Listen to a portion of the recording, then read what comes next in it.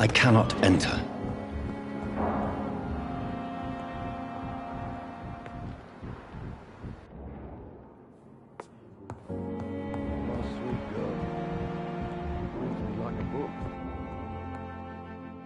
Good evening, sir. I'm Dr. Reed.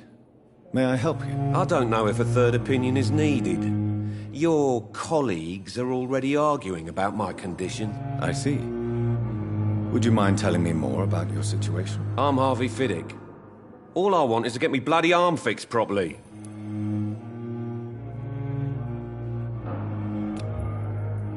Is there anything else that's bothering you? Can I help in any way? I'm all right. Considering the state of this place, I should consider myself lucky, I guess.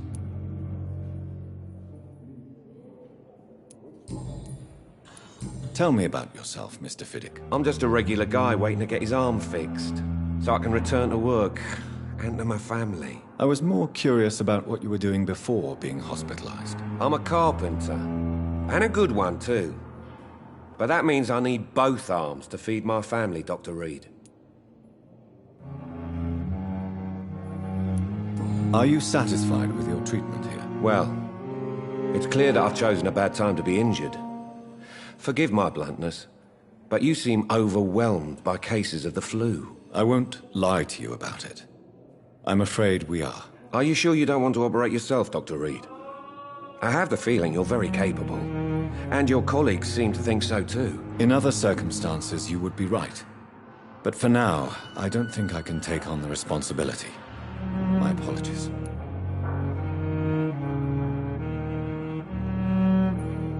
Tell me about the doctors who are arguing about your case. Strickland and Aykroyd. They both want the best for me, but there's a lot of pride there. Doctors are no different from carpenters, it seems. What do you mean? I often had professional arguments with rivals on a building site. Difference is I disagreed about wooden nails, not flesh and bones.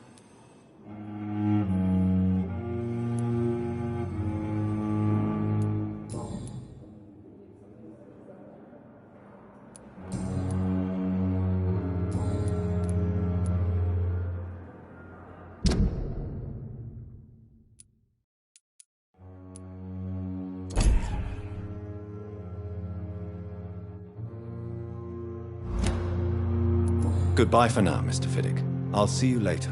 I will not let you down, my boy.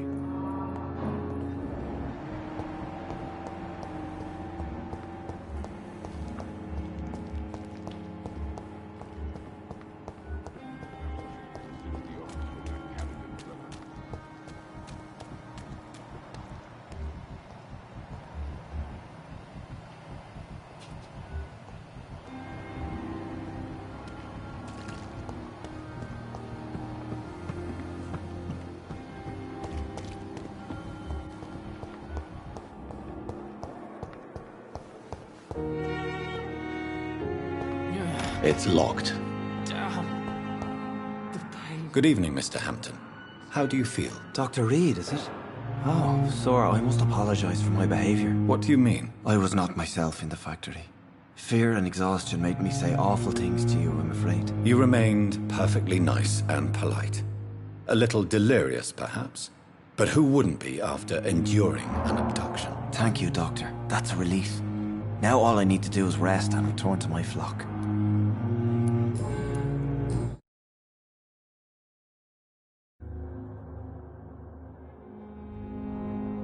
How did you end up in William Bishop's den? I had received alarming news about his recent behavior. I went to his place and he refused to let me go. Why did he abduct you? William was an alcoholic. His addiction suddenly changed to blood. I don't know why. Just like a patient I met here. This Miss Hawcroft. You dared to enter this awful place alone. You're a hero, Mr. Hampton. Or a fool. I'm just a man trying to help his friends, Dr. Reed. William Bishop was a conflicted soul, searching for light. Do you know Tom Watts, the bartender from the Turtle?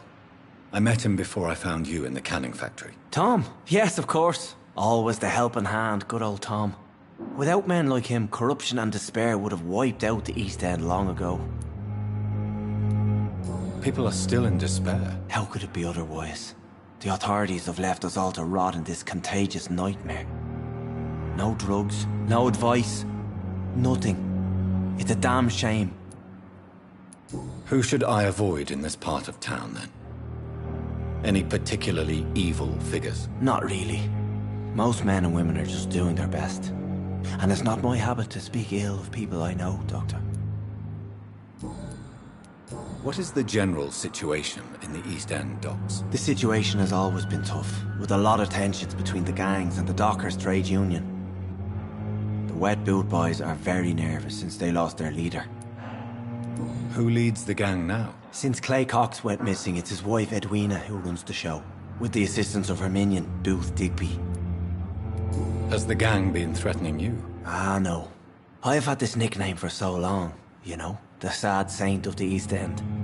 No one dares to bug a saint, not even criminals.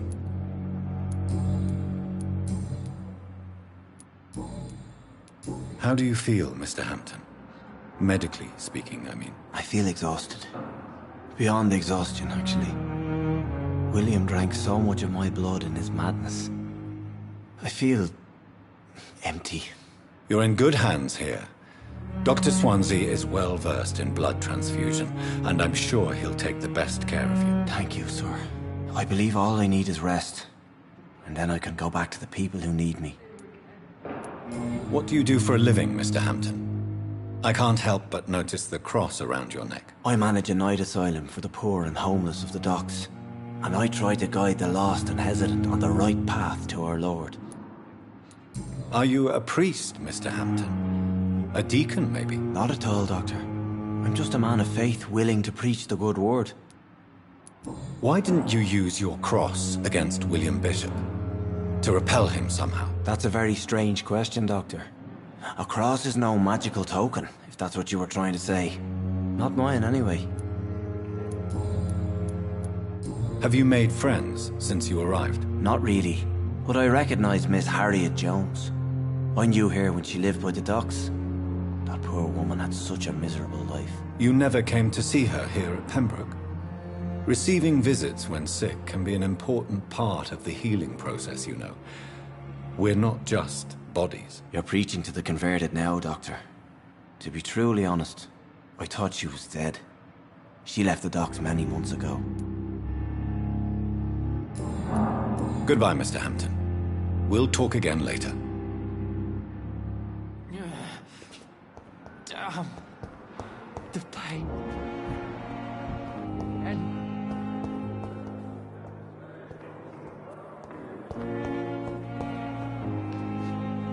Good evening, miss. I'm Dr. Reed, the new surgeon at the Pembroke Hospital. And who are you? Your name has no meaning to me, mortal.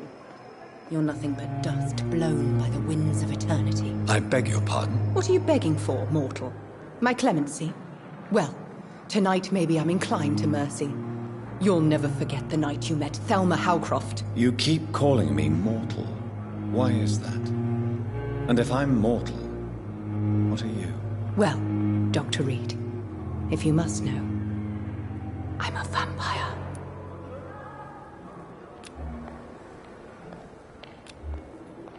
Do you require my services, Miss Howcroft? I have no need for your medicine, Dr. Reed.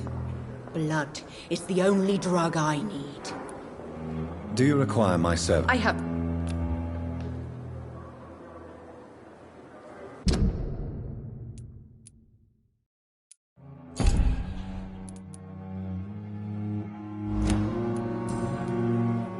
And why do you believe you're a vampire? I don't need to believe anything. It is what I am. It is what I feel within this hollow shell of flesh. Please, describe to me how you feel. What is it like to be a vampire? I can hear my body crumble from the inside as my flesh cracks and fades. I sense the last pulse of postulant blood within my drying veins. I need new blood. I see.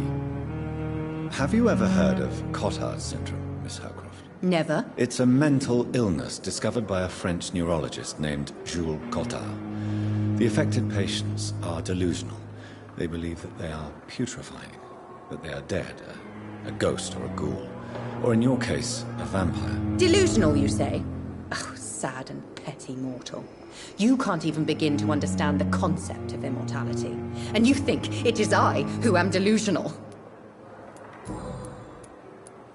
I'm assuming you must be a patient here.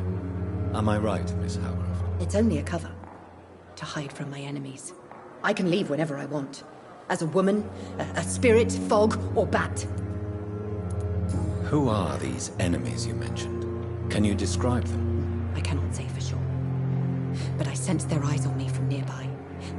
I feel them watching me every time I visit the garden near the morgue. The staff here are not your enemy. They're here to help you, to care for you. I'm not speaking of the doctors in white. I'm speaking of the men and women who hunt me. For I am a vampire! I see. Don't worry. These people will not find you here. I'll personally make sure they leave you alone. Thank you, mortal. But do not interfere with them, for you are no match for those that hunt me.